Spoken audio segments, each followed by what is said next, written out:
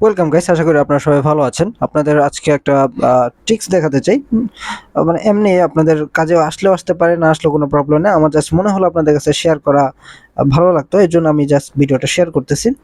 আসলে আমি একটা কোর্স তৈরি করেছিলাম, মূলত নোডেমস এর উপরে। কোর্স না বলতে গেলে কিছু নন রুটেড ফোন দিয়ে মূলত কিভাবে ওয়াইফাই ক্র্যাক করা যায় সেই বিষয় নিয়ে উপর।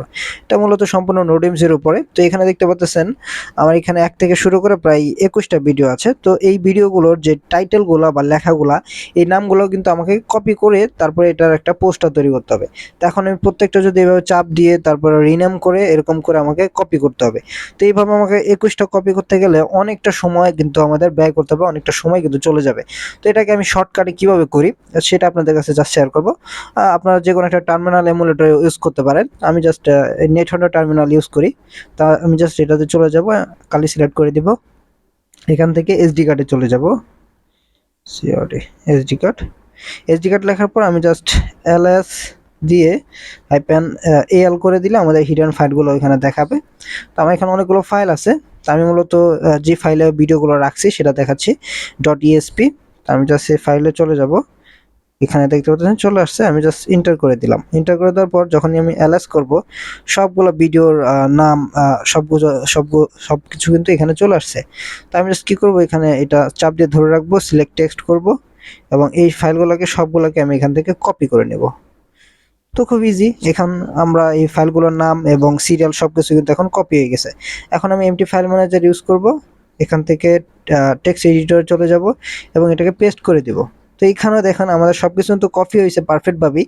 বাট একটা প্রবলেম হলো, প্রত্যেকটার প্রথমে কিন্তু একটা করে কমা আছে, আবার শেষে এমপি4 লেখা আছে। মূলত আমরা তো লিস্টের ক্ষেত্রে কখনো সেগুলো লিখি না।